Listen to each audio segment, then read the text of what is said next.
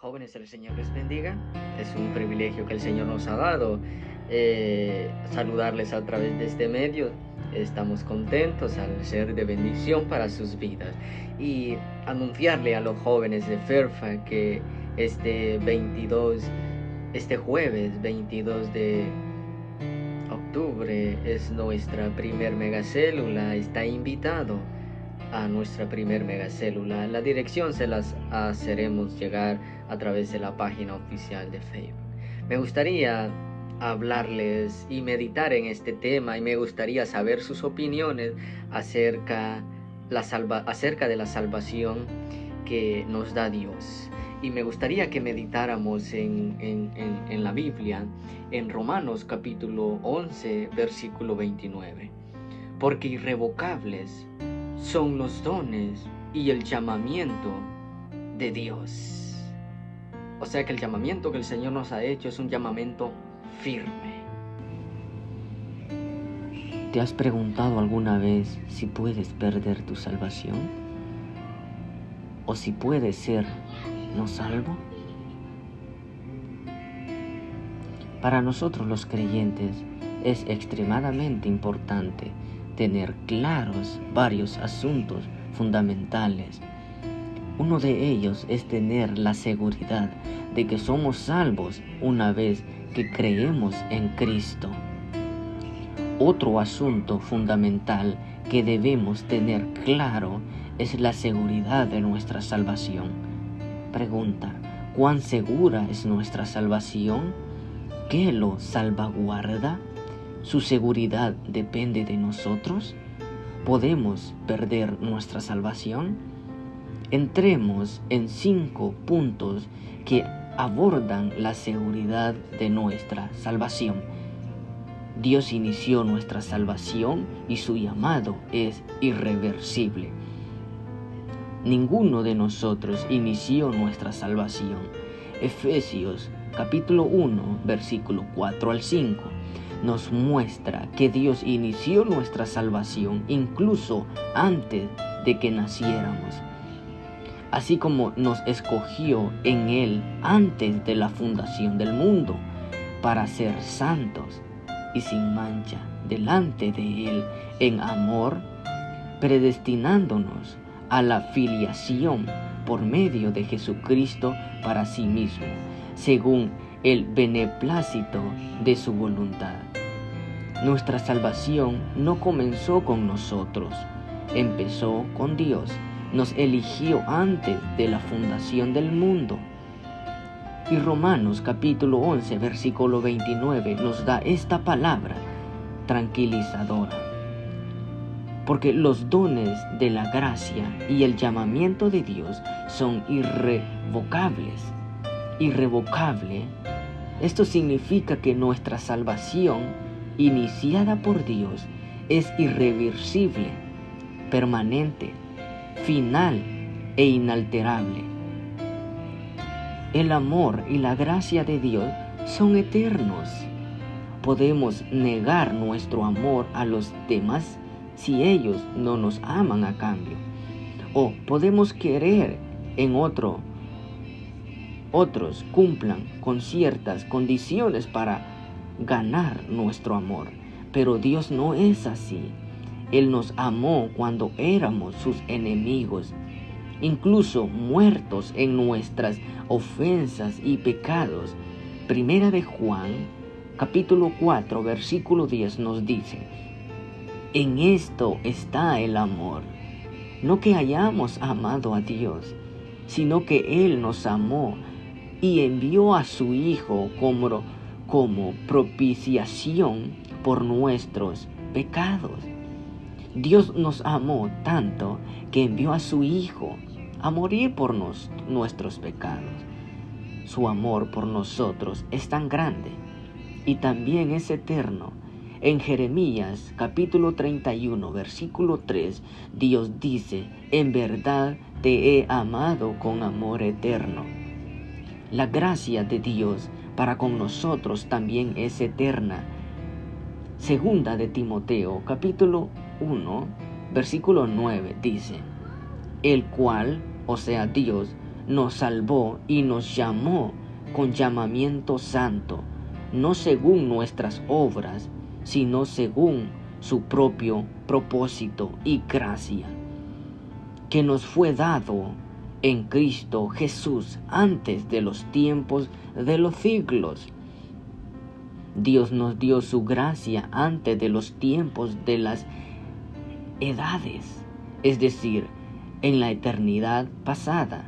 Nuestra salvación no se basa en nuestro amor por Dios o en nuestras obras, sino en su amor eterno e inmutable por nosotros en su gracia eterna. Dios es justo con respecto a nuestra salvación. La salvación de Dios seguramente surge de su amor por nosotros, pero también se trata de su justicia. Nuestros pecados violan la justicia de Dios y legalmente debemos pagar el castigo por ellos. Pero Cristo cumplió la demanda de la justicia de Dios al pagar el castigo por nosotros. Él murió en nuestro lugar por nuestros pecados, llevándolos en su cuerpo en la cruz.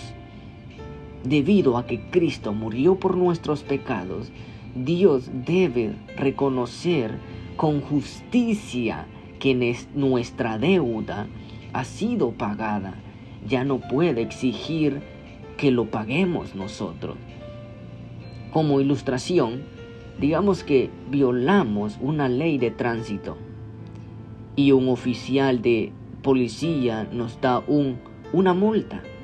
Pero tenemos un problema, no podemos pagar la multa. Sin embargo, digamos que alguien lo paga por nosotros. Dado que esa persona pagó la multa, un juez no puede exigirnos que la paguemos de nuevo. El juez debe reconocer que se pagó la multa. El Dios justo nunca puede quitarnos nuestra salvación, porque nuestra deuda fue pagada por completo, de una vez por todas, por la muerte de Cristo en nuestro nombre. Hemos sido redimidos para siempre por su sangre preciosa. Dios nos engendró con su vida eterna. Cuando fuimos salvos, nacimos de nuevo con la vida de Dios. Juan capítulo 2, versículo 12 al 13 nos dice: a todos los que le recibieron, o sea, al Señor Jesús, el Dios, les dio autoridad para llegar a ser hijos de Dios, a los que creen en su nombre, que no han sido engendrados de sangre, ni de voluntad de carne, ni de la voluntad del hombre, sino de Dios. Una vez que nacemos de Dios, somos sus hijos y recibimos su vida eterna. Nunca podremos ser no nacidos. Incluso si hacemos cosas que no agradan a Dios, la vida que hemos recibido de Dios está eterna. Y nuestra relación de vida con Dios también es eterna. Para ilustrar, digamos que nuestro hijo o hija no se está portando bien. Si bien esto nos hace infelices, no puede cancelar ni deshacer el hecho de que son nuestros hijos. Su mal comportamiento no puede anular el hecho de que comparten nuestra vida humana. De la misma manera, somos hijos de Dios. Nacimos con su vida eterna y nada puede deshacer eso. Dios nos tiene en sus manos. Además, Juan capítulo 10, versículo 28 al 29 nos dice: yo les doy vida eterna y no perecerán para siempre, y nadie me las arrebatará de la mano. Mi Padre que me las dio es mayor que todos, y nadie las puede arrebatar de la mano de mi Padre. Una vez que recibimos la vida eterna de Dios, estamos en las manos más fuertes del universo. Nadie, ni siquiera Satanás, puede arrebatarnos de estas manos. Nuestra salvación no podría ser más segura. Tener absolutamente claro que nuestra salvación es eternamente segura.